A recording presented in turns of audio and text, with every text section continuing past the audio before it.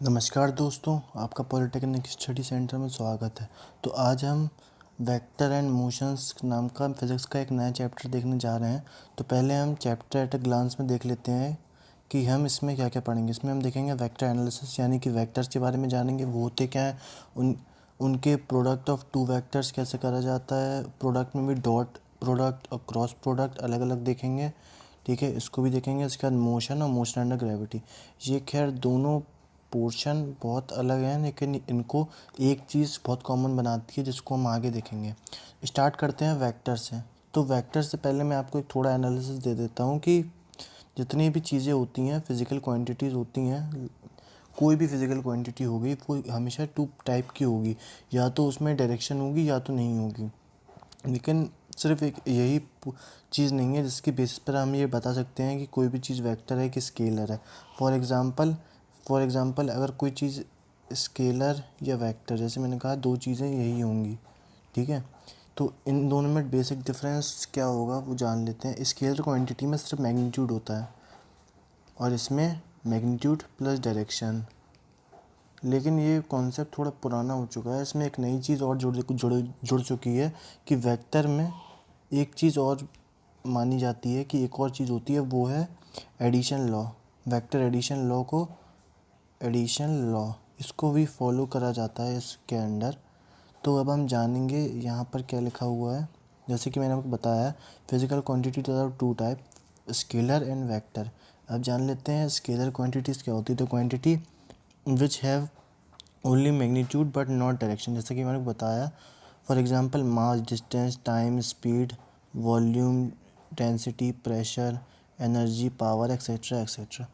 For example अगर मैं इसका एग्जांपल लूँ कि डिस्टेंस का, तो डिस्टेंस क्या है मैं आपसे बोलूँ तो दो दो बिंदुओं के बीच की दूरी। तो अब इसमें सिर्फ दूरी की वैल्यू आएगी जब मैं निकालूंगा। मान लीजिए दूरी आती है 1.5 मीटर्स।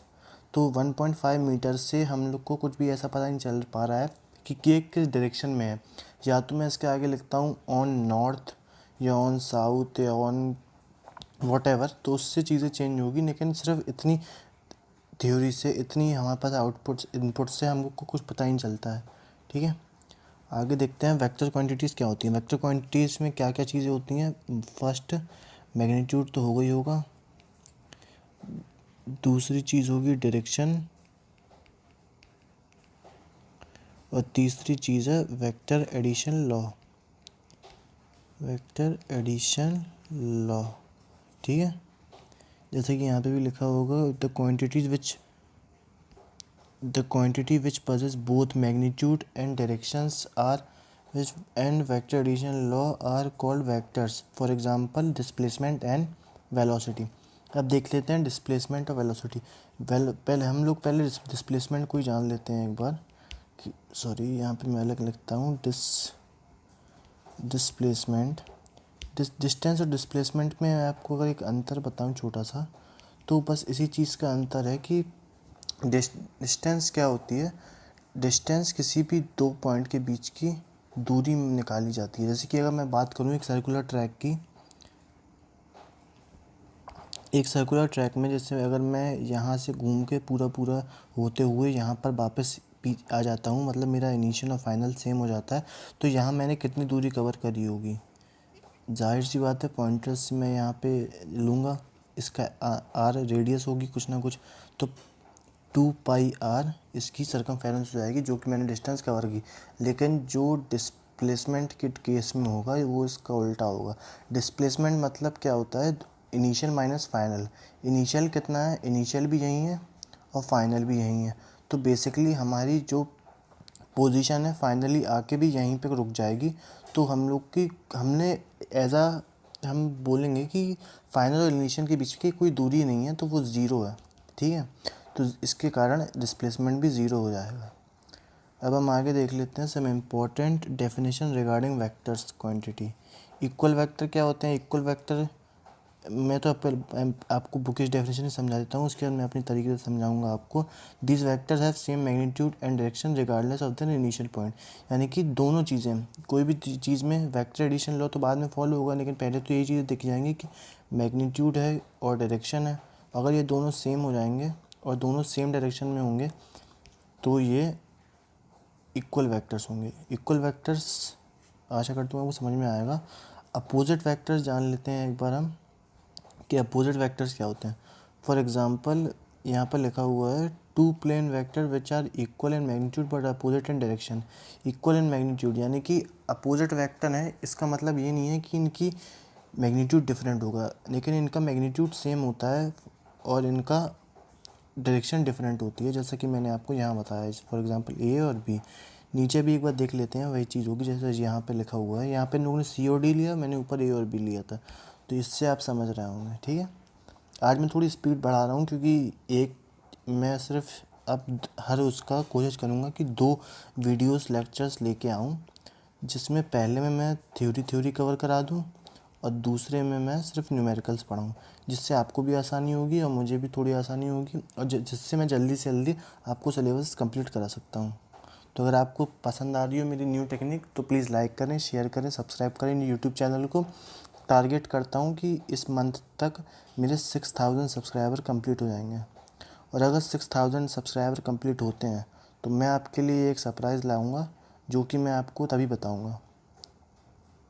ठीक है, 6000 सब्सक्राइबर कंप्लीट होने पर। चलिए आगे देखते हैं क्या लिखा है आगे। आगे जानते हैं यूनिट वेक्टर क्या होता है। यूनिट वेक्टर क्या होता है, यूनिट वेक्टर पता ही चलता है। यूनिट क्या होती है, यूनिटी यानी कि 1, जिसका मैग्नीट्यूड 1 होता है कि नहीं। A vector whose magnitude is equal to 1 is called unit vector. If A is a vector whose magnitude is इतना, देन मैग्नीट्यूड ऑफ ए। अब आगे जान लेते हैं क्या लिखा है, एक बार से पढ़ेंगे तो। Is a unit vector, the direction of the unit vector is determined. अब डायरेक्शन बताना चाहूँ तो मैं इसको, एक तरीका होता है लिखने का, इसको अपन कैसे लिखते हैं कि यूनिट वेक्टर को, ये होता है यूनिट वेक्टर को रिप्रेजेंट करने की सिंबलाइजेशन। इसको लिखते हैं ऐसे, अपॉन मैग्नीट्यूड। जैसे कि मैं फॉर एग्जांपल एक लिखता हूँ आई cap plus J cap plus K cap. तो जब मैं इसको लिखूँगा तो मैं इसको ऐसे लिखूँगा, अगर ये ए वेक्टर के बराबर है तो ए कैप बराबर इसका वेक्टर में 1 square plus 2 1 square plus 1 square I cap plus J cap plus K cap. तो ये हो जाएगा I cap upon √3 plus J cap upon √3 K cap upon √3। आगे जान लेते हैं ऑर्थोगोनल वेक्टर्स क्या होते हैं।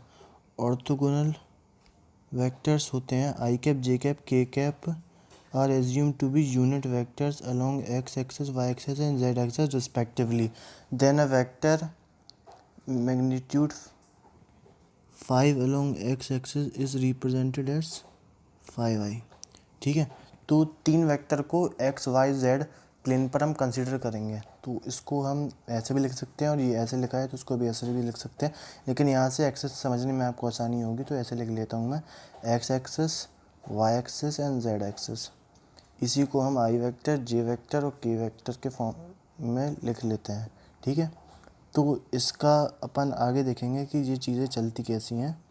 इसके बाद नल वेक्टर। नल वेक्टर मतलब ज़ीरो, जिसकी मैग्नीट्यूड 0 होगी वो नल वेक्टर होगा, और जिस मैग्नीट्यूड, एक बार इसकी अपन ये बुकिश डेफिनेशन में देख लेते हैं। It is a vector whose magnitude is 0 and the direction is undetermined. मतलब वही मैंने आपको बताया, मैग्नीट्यूड 0 होगा लेकिन डायरेक्शन इसकी बताई नहीं जा सकती, कि डायरेक्शन कुछ भी हो सकती है इसकी, अनडिटरमाइंड। ठीक है, नॉट डिटरमाइंड। आगे आते हैं एडिशन ऑफ वेक्टर्स पे।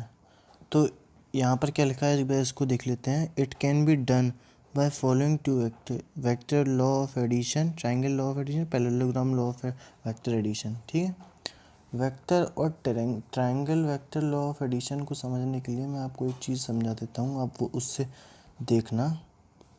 ट्राइंगल लॉ, जैसे कि मैं आपको मैं आपसे पूछना चाहता हूँ, अगर आपको ये चीज़ देखनी हो तो आप देखना, नहीं तो आप स्किप कर सकते हैं। मैं इसका एक छोटा सा एक बताऊँगा कि हुआ कैसे ये चीज़। मतलब ये जो फॉर्मूला है बेसिकली यही इम्पोर्टेंट है, लेकिन कुछ लोग को समझ में नहीं आएगा ये आया कहाँ से, तो मैं उनके लिए बता देता हूँ कि ये आता कहाँ से है। जैसे कि ये, जैसे कि यहाँ पे क्या लिखा हुआ है, आप इसको पढ़ेंगे। It states that A vector and B vector are two vectors that is to be added as shown in diagram given below। B की जो टेल है वो A के हेड को छूती है, A के हेड को, हेड यानी कि इसका जहाँ पे एरो लगा हुआ है ये वाला पार्ट, और ये इसकी स्टार्टिंग पॉइंट है। तो ये B की टेल है और ये A का हेड है, ठीक है। अब इसको सॉल्व करने का, ये चीज़ आई कहाँ से वो बताने का तरीका मैं आपको बताऊँगा। अगर आपको देखना है तो आप मेरे साथ रुकें, नहीं तो आप स्किप कर सकते हैं। आप ये देखेंगे कि इसको मैं नीचे बढ़ा देता हूँ, थोड़ा जूम कर देता हूँ जिससे आपको आसानी हो समझने में। इसको यहाँ तक आगे लाकर हम यहाँ बढ़ाएंगे। फॉर एग्ज़ाम्पल इसको मैं मान लेता हूँ क्या, ओ, ठीक है। ये बन जाता है एक 90 डिग्री का एंगल। तो अब 90 डिग्री का एंगल बनने के बाद ये क्या होगा, मैं इन दो ट्रायंगल, एक ये वाला ट्रायंगल सी बी ओ और सी ए ओ में मैं हाइपोटेन्यूस की थ्योरम लगाऊंगा, जिससे मैं राइट एंगल ट्रायंगल में दोनों की साइडों को कंपेयर कर सकूं।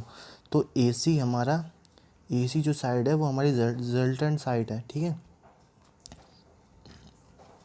तो यहाँ पर एक बार मैं और लिख देता हूँ, ये हो जाएगा ओ। तो पहले ट्रायंगल देख लेते हैं छोटा वाला,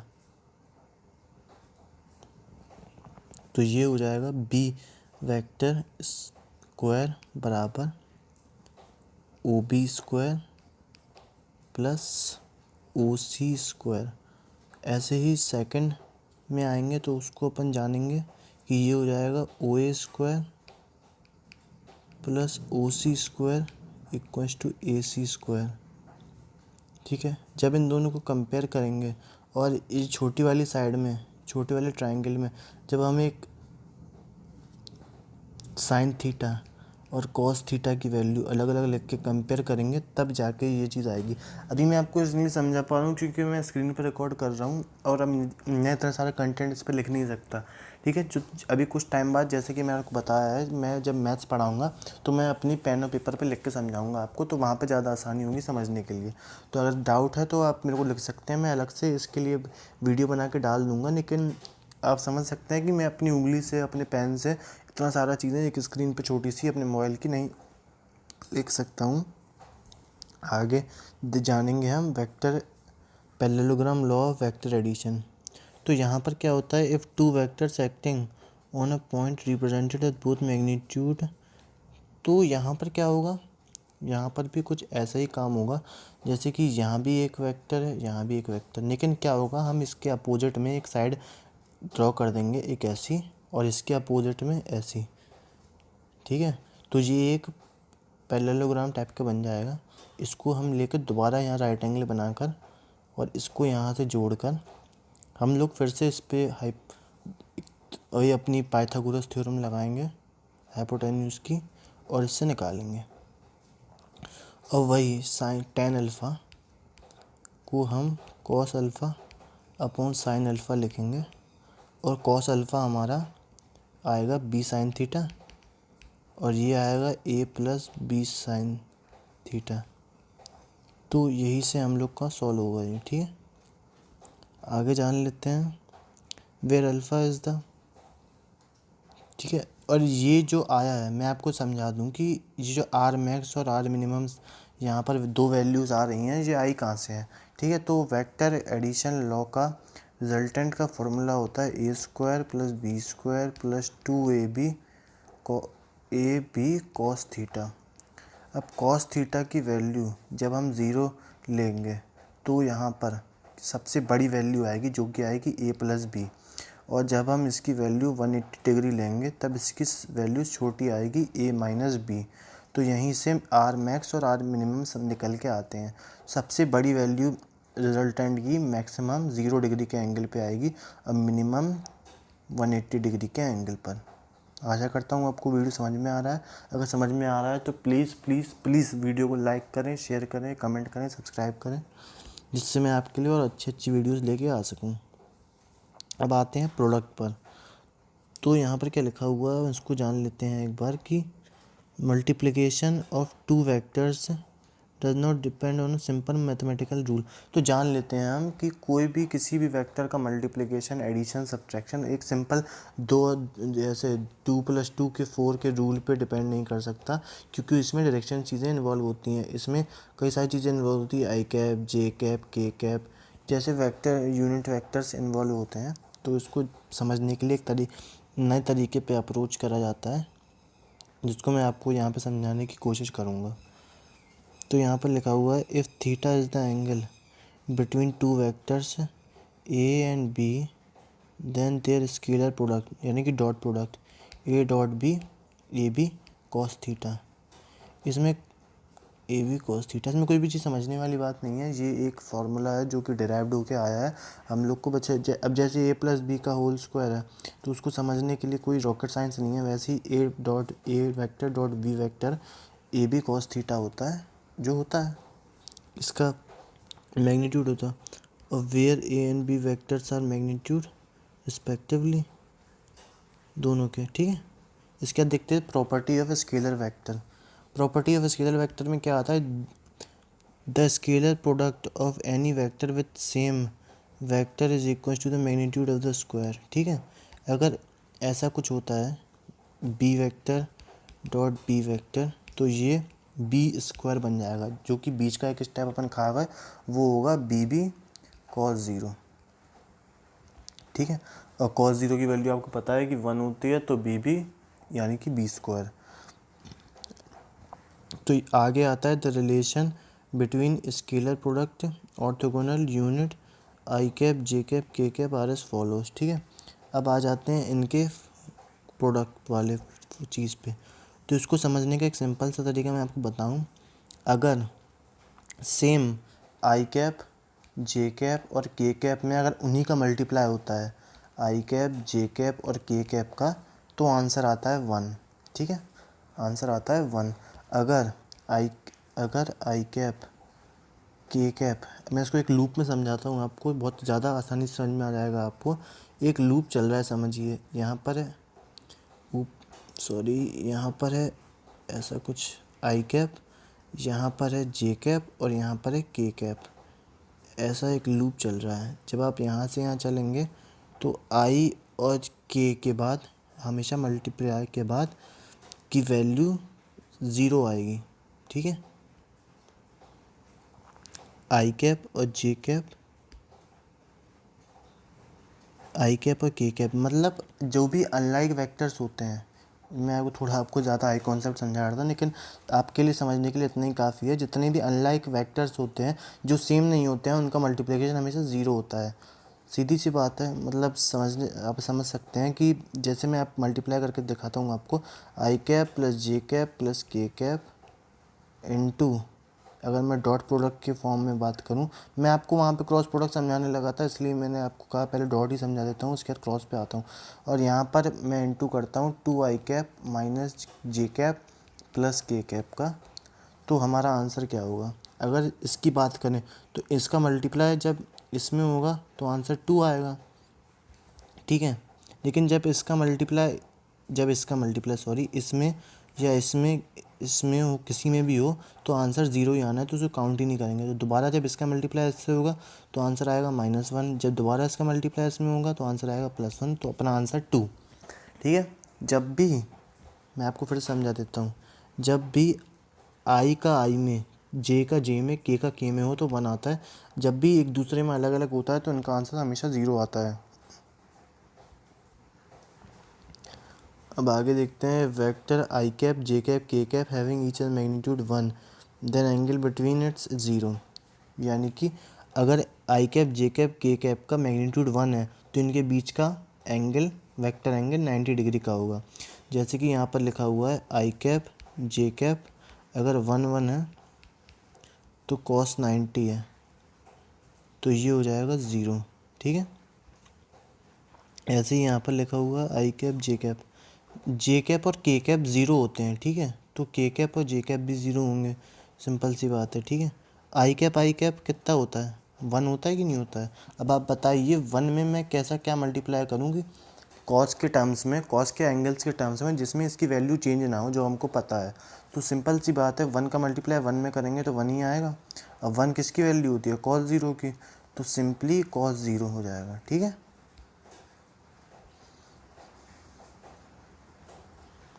तो आगे आ जाते हैं हम समझने के लिए प्रोडक्ट पर। ठीक है, the scalar product of two vector is equal to the sum of product corresponding to X Y and Z. तो इनका एंगल जानने के लिए हम देख लेते हैं कैसे निकाला जाता है एंगल।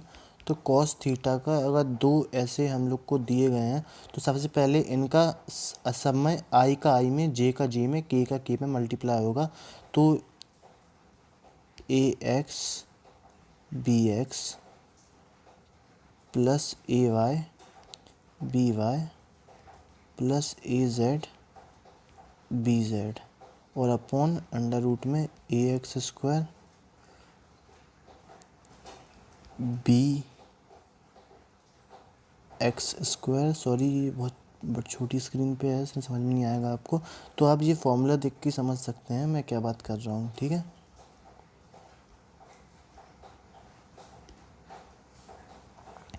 यहाँ है vector product of two vectors.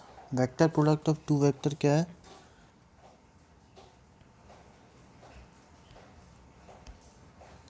The vector product of two vector is the product of the magnitude of those vector side between the direction and the perpendicular to the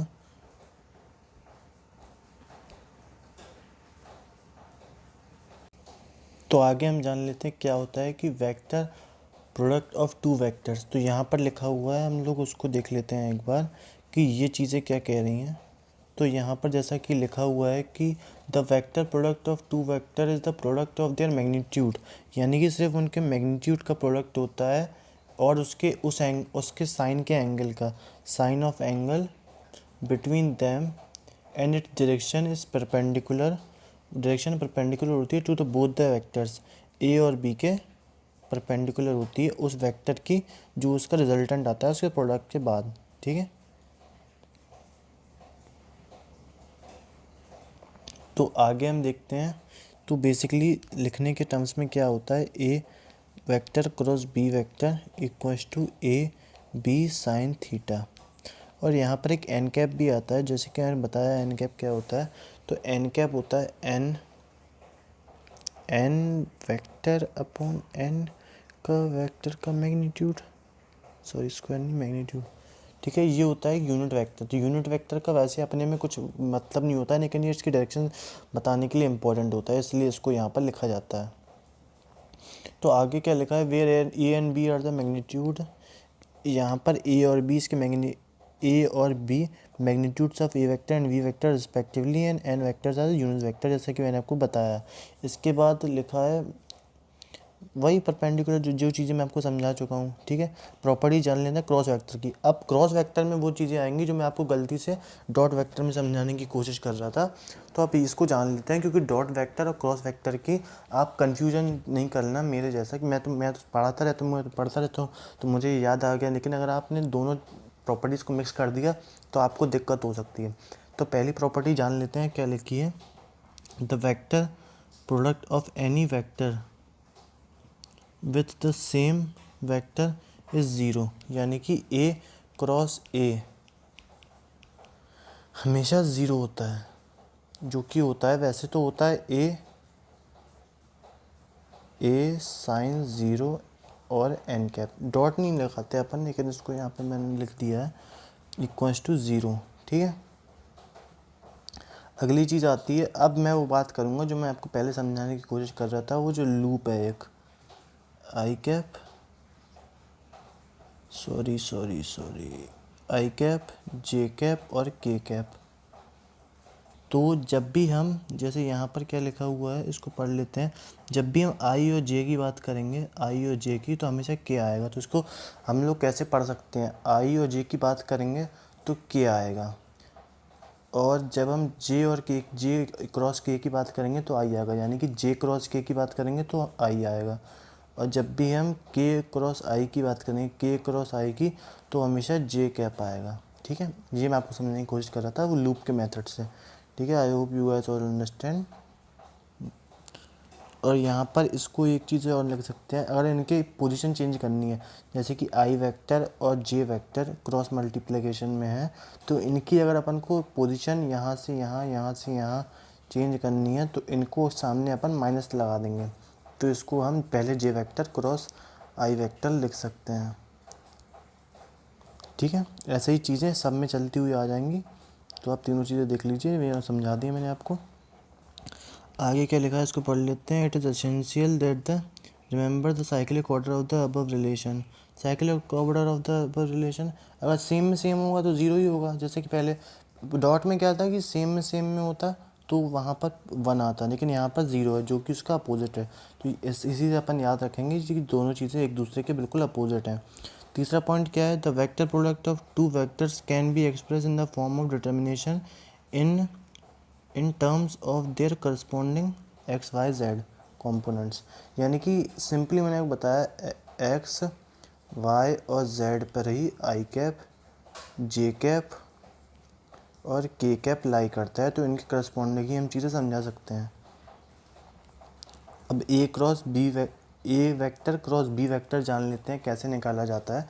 तो अगर ऐसा कुछ है, A vector A X I cap plus A Y J cap plus A Z K cap, और B vector है B X I cap plus B Y J cap plus B Z K cap. तो इनको निकालने का A vector cross B vector का ये तरीका होगा। पहले हम यहाँ पे लिखेंगे I cap, J cap, K cap, और इनके आई और जो ए वेक्टर और बी वेक्टर है, इनके जो आई के आगे वाले टर्म्स होंगे इनको बिना आई cap, J cap, K cap के लिख देंगे। जैसे कि मान लीजिए अगर ए एक्स, ए वाई और ए जेड की वैल्यू 1 2 3 है, और मतलब ऐसे ही मैंने एक रैंडम लिख ली है, और इनकी B Y, B X, B Y और बी जेड की वैल्यू 1 -1 और 1 है। तो जब इसको सॉल्व करेंगे तो जैसे हम सिंपली एक डिटर्मिनेंट को सॉल्व करते हैं वैसे सॉल्व करके इसकी वैल्यू पता कर लेंगे। लेकिन बस आई कैप की जगह आई कैप, और मल्टीप्लिकेशन में इन दोनों का मल्टीप्लाई, फिर यहाँ पर माइनस का जे कैप, जैसा कि एक स्टैंडर्ड होता है 1 में इसका और इसमें इसका माइनस के फॉर्म में, और प्लस के कैप। तो यहाँ से इसका एक फॉर्मूला पैटर्न क्रिएट हो जाएगा और इससे हम एक निकाल लेंगे। ठीक है, यहाँ से चीज़ें इंटरेस्टिंग होना स्टार्ट होंगी, क्योंकि ये बिल्कुल अलग है जैसे कि हम पहले अपनी चीज़ें पढ़ते हुए आ रहे थे ऊपर। तो जान लेते हैं मोशन क्या होता है। ठीक है, तो मोशन तो सिंपल सी बात है, continuous. If a body continuously changing its position with respect to its fixed position then the body is said to be in motion. We study two type of motion. मतलब जब भी अपनी कोई भी बॉडी है अपनी फिक्स पोजीशन, समझ लीजिए इसकी ये फिक्स पोजीशन है, कुछ टाइम बाद ये यहाँ आ गई, ये इसकी न्यू पोजीशन है, तो इसके फिक्स के टर्म्स में तो इसकी चेंज हुई ना, जगह चेंज हुई इसकी, तो इसी को हम कहते हैं मोशन। यानी कि फिर से मैं पढ़ देता हूँ यहाँ पर क्या लिखा है। If a body continuously changing its position with respect to its fixed position then the body is said to be in motion. अब मोशन कितने टाइप के होते हैं उनको देख लेते हैं। There are 2 type of motion, motion in 1 dimension motion, और 2 और 3 डायमेंशन में देख लेते हैं। मोशन इन 1 डायमेंशन तो सिंपल होगा, जैसे कि मैं आपको बताऊं कि जैसे एक बॉल है, जो फुटबॉल ये मैं आपको बताऊं, फुटबॉल ही समझ लेते हैं। फुटबॉल है, उसको मैंने क्या करा कि मैंने उससे पैर से धक्का मारा, और वो धक्का मारते हुए ज़मीन के टच होते हुए आगे जा रही है, वो ज़मीन पे टच होते हुए आगे बढ़ती जा रही है वो ऐसे ऐसे। मैं डिफरेंट पोजीशन बताता हूँ, ये 4 बॉल नहीं है जिसकी अलग अलग पोजीशन है अलग अलग टाइम पे। ठीक है, तो यहाँ तक आ चुकी है ये फिक्स्ड पॉइंट तक, तो इसको कहेंगे मोशन इन 2 डायमेंशनल। यानी कि सिर्फ ये एक एक्सेस समझ जाइए, अगर एक्स एक्सेस है तो सिर्फ इसी में मोशन हो रहा, लीनियर मोशन हो रहा 1 डायमेंशन में। ठीक है, अब अगर 2 डायमेंशन मोशन की बात करेंगे तो एक ही चीज़ को हम एक ही फुटबॉल के एग्जांपल से समझाता हूँ मैं आपको। फॉर एग्जांपल मैंने इस फुटबॉल को मैंने एक ऐसे किक मारी कि ये बॉल ज़मीन पर जाते हुए ना होते हुए ये थोड़ी ऊपर को उठ एलिवेट हो गई और इसने अपना एक एंगल ऑफ एलिवेशन की तरफ ऊपर की साइड एक कोण बनाया, जिससे ये आगे भी जा रही है एक्स एक्सेस की तरफ और एक वाई एक्सेस में भी इसकी एक गति प्राप्त कर ली है। ठीक है, तो इसको कहेंगे मोशन इन 2 और 3 डायमेंशन। ठीक है, बट ये होता है 2D का मोशन इसका। इसके बाद आता है मोशन इन 1 डायमेंशन में क्या आता है, चीज़ें देख लेते हैं। डिस्टेंस क्या होती है? डिस्टेंस मैंने आपको बताया, the length of the total path covered by a body in any time is called distance. It is a quantity, it is a scalar quantity, does not depend on direction. मतलब कोई भी initial और final point के बीच की, मतलब कोई भी, अगर जैसे मैं बताऊं कि मैं ए पोजीशन से बी पोजीशन पर गया तो यहाँ से यहाँ तक की दूरी 5 मीटर है, तो ये 5 मीटर डिस्टेंस होगी। ठीक है, डिस्प्लेसमेंट क्या होगा?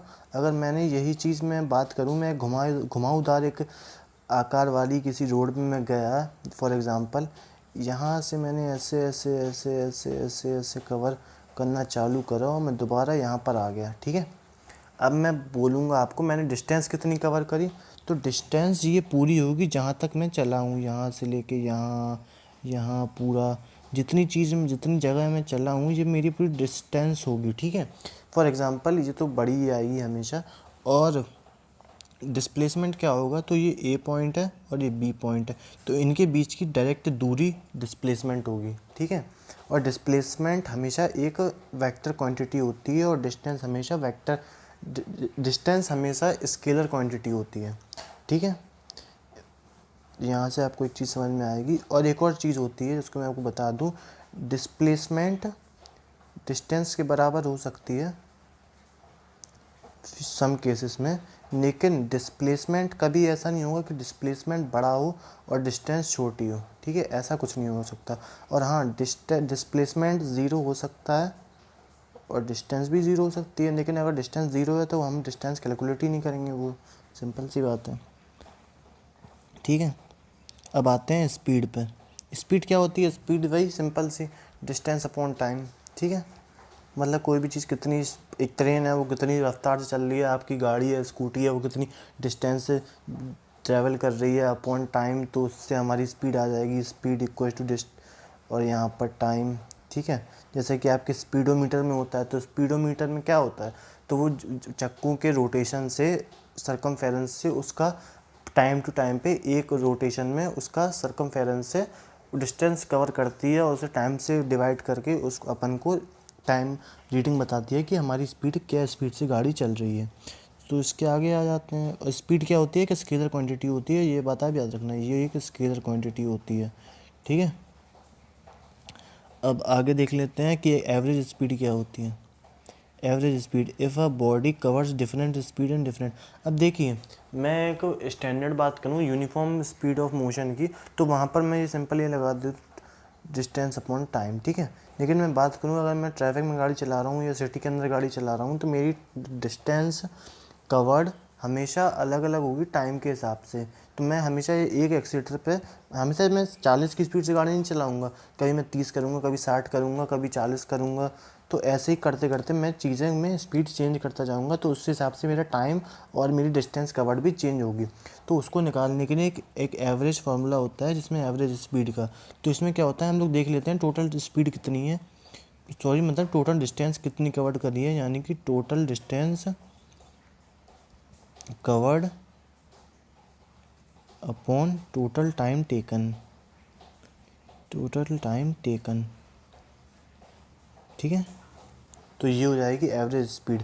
और स्पीड जैसे ही आपको पता है कि स्पीड भी वेक्टर है, स्पीड भी स्केलर है, तो ये भी स्केलर होगी। और यहाँ पर क्या लिखा है देख लेते हैं, if body covers different distance in different speed it's average speed score. ठीक है, अब इस देख लेते हैं, इसकी फॉर्मूले कुछ अलग अलग हैं। एवरेज स्पीड का formula, if a body covers first half of distance with v1 speed और सेकंड हाफ v2 स्पीड से कराए, तो इसको निकालने का एक सिंपल सा फॉर्मूला ऐसे निकाला जा सकता है कि 2v1 upon v2 upon v1 plus v2। इसके डेरिवेशन पे नहीं बताइएगा क्योंकि ये आप समझेंगे और आपके एग्ज़ाम के रिलेटेड है नहीं, तो आपका टाइम वेस्ट ही होगा। अब आ जाते हैं इंस्टेंटेनियस स्पीड पर। ठीक है, इंस्टेंटेनियस स्पीड क्या होती है? किसी भी इंस्टेंट पर, जैसे कि मैं आपसे कहूँ एक ट्रेन चल रही है, अब ट्रेन की एक निश्चित मतलब उस ट्रेन ने 2 घंटे तक ट्रैवल करा। अब मैं कहूँ 1 घंटे 2 मिनट और 1 सेकंड पर उसकी डिस्टेंस कितनी है, मतलब उसकी एवरेज स्पीड या टाइम जो भी मैं आपसे पूछना चाहूँ वो कितना है, तो उसको हम पता करने के लिए ये चीज़ लगाते हैं। यहाँ पर क्या लिखा हुआ है? The speed of a body at a given instant of is called instantaneous speed. तो ये हो जाएगा limit to zero del S upon del T. Del मतलब स्मॉल, डी मतलब स्मॉल, जो भी स्मॉल डिस्टेंस या स्मॉल टाइम कवर है उसको रिप्रेजेंट करता है। अब आते हैं वेलोसिटी। वेलोसिटी क्या होता है? Rate of change of displacement of a body. वही मतलब डिस्टेंस और डिस्प्लेसमेंट में अंतर जो होता है उतना ही अंतर होता है वेलोसिटी और स्पीड में, क्योंकि यहाँ पर हम डिस्प्लेसमेंट को लेके चलते हैं और वहाँ पर डिस्टेंस को। ठीक है, और ये उसके कारण से वेलोसिटी हमारी एक वेक्टर क्वांटिटी बन जाती है, और स्पीड तो पता ही है आपको स्केलर क्वांटिटी रहेगी, क्योंकि वहाँ पर डिस्टेंस यूज़ होती है। ठीक है, टोटल, तो उसका फॉर्मूला देख लेंगे अपन, total distance upon total time. ऐसे ही इंस्टेंटेनियस वेलोसिटी, इसकी हम देख लेते हैं एक बार डेफिनेशन क्या लिखी हुई है। तो यहाँ पर लिखा हुआ है the velocity of a body at a given instant is called instantaneous velocity. तो वी इंस्टेंटेनियस हमेशा D R upon D T के बराबर होगा, यानी कि एक इंस्टेंट पर, डी मतलब इंस्टेंट पर यानी कि स्मॉल। तो यहाँ पर क्या लिखा हुआ है एक बार इसको देख लेते हैं। If a body is moving in a circular path then after completing one complete circle its average velocity is zero. ये तो एक सिंपल सा एग्जांपल है, जैसा कि मैंने पहले भी मैंने आपको बताया था ये चीज़ कि एक सर्कुलर पाथ में जब भी कोई चीज़ कवर करती है और जहाँ से शुरू करती है वहीं पर आ जाती है, तो उसकी मतलब डिस्प्लेसमेंट ज़ीरो हो जाता है। अगर डिस्प्लेसमेंट ज़ीरो है तो अपॉन टाइम कर देंगे तो ये कितना वेलोसिटी के बराबर हो जाएगा, और अपन डी अपॉन डी कर देंगे तो ये हो जाएगा इंस्टेंटेनियस। तो अगर डिस्प्लेसमेंट ही ज़ीरो है तो ये वेलोसिटी भी इंस्टेंटेनियस भी ज़ीरो हो जाएगी और नॉर्मल भी ज़ीरो हो जाएगी।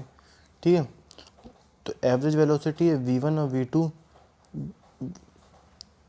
पे वेलोसिटीज़ पे अगर body covers equal half distance with v1 and other half with v2, तो इसका फॉर्मूला बन जाएगा एवरेज वेलोसिटी का 2v1 v2 upon v1 plus v2, जैसे कि पहले बना था। ठीक है, लेकिन उससे अलग, क्योंकि यहाँ पर वेलोसिटी की बात हो रही है, वहाँ पर स्पीड की बात हो रही थी।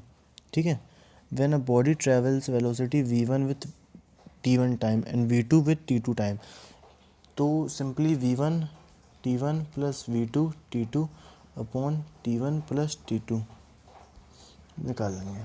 ठीक है, आगे देखते हैं एक्सेलरेशन क्या होता है। एक्सेलरेशन का एक सिंपल सा मैं तरीका बताऊँ याद करने का, कोई आपको ज़्यादा दिमाग लगाने की ज़रूरत नहीं है। आप सीधे लिखें वेलोसिटी अपॉन टाइम, इसको लिखें डिस्प्लेसमेंट अपॉन टाइम, तो टाइम स्क्वायर, इसको अपन ऐसे लिखेंगे, और डिस्प्लेसमेंट का ये m होता है और इसका s स्क्वायर होता है, तो आपकी फॉर्म वो बन जाएगा यूनिट ms-2। ठीक है, यूनिट ms-2 या मीटर पर सेकंड स्क्वायर, जो आप बोलना चाहें वो बोल सकते हैं। ठीक है, इसके बाद if a velocity of a body is decreasing then the acceleration is called retardation और डी एक्सेलरेशन। ये कुछ टर्मिनोलॉजी है, और ये हमेशा जब भी एक्सेलरेशन कम होता है तो हम उसको रिटार्डेशन या डी एक्सेलरेशन तो बोलते हैं, साथ में माइनस के टर्म्स में भी लिखा जाता है, -1 मीटर पर सेकंड स्क्वायर अगर कम हो रहा है, जब ब्रेक अप्लाई हो रहे हैं। जब भी आप एक देखेंगे कि एक गाड़ी चल रही है और उसमें ब्रेक अप्लाई करेगा और 1 सेकंड तक उसे रुकने में लगा, तो उस टाइम तक जितनी भी वेलोसिटी, जितनी भी एक्सेलरेशन से चलेगी वो उसे की रिटार्डेशन एक्सेलरेशन होगा, और वो हमेशा माइनस में लिखा जाएगा। इक्वेशन ऑफ मोशन की बात करते हैं तो यहाँ बेसिकली 3 चीज़ें अफेक्ट होती हैं हमेशा, या तो उस एक्सेलरेशन हो गया, इनिशियल वेलोसिटी हो गई, फाइनल वेलोसिटी हो गई, टाइम हो गया, यही कुछ चीज़ें होती हैं, और ऐसा हो गया डिस्टेंस कवर्ड। ठीक है, और यहाँ मैं फिर से बता दूँ, एक्सेलरेशन, वेलोसिटी, फाइनल, यू है ये, यू, तो ये हो जाएगी इनिशियल वेलोसिटी, ये हो जाएगी फाइनल वेलोसिटी, ये हो जाएगा टाइम और ये हो जाएगा डिस्टेंस कवर्ड। ठीक है, अब इसके अकॉर्डिंग हम अलग अलग डिस्टेंस टाइम ग्राफ से वही बात है मैं आपको बताने जाऊँगा, टाइम वेस्ट होगा आपका, लेकिन आपको सिर्फ फॉर्मूले याद करने हैं, इसलिए मैं आपको फॉर्मूले बता देता हूँ क्या होते हैं। तो फॉर्मूले लिख देता हूँ मैं यहाँ पर, जो लिखे हुए हैं वही हैं। v equals to U plus A T, S equals to U T plus half A T square, और V square minus U square equals to 2as। और यहाँ पर nth सेकंड में उसकी डिस्टेंस कवर्ड कितनी होगी, तो उसका फॉर्मूला होता है u plus A by 2n-1, और n होता है nth टाइम पर। ठीक है, और स्पेशल केसेस में आ जाते हैं, स्पेशल केसेस में ही है ना, हाँ। तो स्पेशल केसेस में आने के बाद क्या होता है, जब body if a body is in start from rest, जब बॉडी रेस्ट से स्टार्ट होती है तो उसकी u की वैल्यू 0 हो जाएगी। तो मैं आपसे पूछूं कि अगर u की वैल्यू 0 है तो पहले में क्या चेंज आएगा, v इक्वल्स टू 80 हो जाएगा। इसमें क्या चेंज आएगा सेकंड वाले में, इस सेकंड वाले में क्या चेंज आएगा, तो इसमें क्या हो जाएगा s equals to half A T square हो जाएगा। ठीक है, और इसमें अगर u 0 कर देंगे तो v स्क्वायर बराबर 2as हो जाएगा, सिंपल। ठीक है, और अगर हम मोशन अंडर फ्री फॉल बात करें, या मोशन कन्वर्टेड इनटू, अगर एक बॉडी हवा से नीचे गिर रही है, जहाँ पर क्या लिखा हुआ है देख लेते हैं, if a velocity of a body is decreasing its place of in place of increasing, तो हमेशा माइनस लिखा जाएगा। तो ये हो जाएगा v equals to U minus A T, V square equals to U square minus 2as, S equals to U T minus half A T square. ठीक है,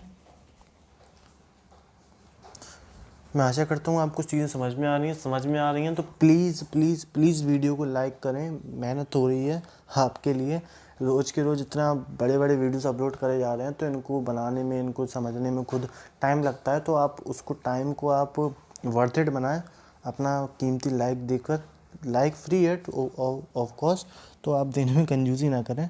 आगे देख लेते हैं क्या लिखा है, if a body is moving with a uniform velocity then, अगर यूनिफॉर्म वेलोसिटी से मूव कर रही है तो उसका एक्सेलरेशन 0 होगा, क्योंकि इनिशियल और फाइनल हमेशा बराबर होंगे। तो इनिशियल माइनस फाइनल वेलोसिटी का मतलब ही यही होता है। ठीक है, तो v इक्वल्स टू यू हो जाएगा, वी स्क्वायर बराबर U square, S equals to U T, जैसा कि यहाँ पर तीनों चीज़ें लिखी हुई हैं।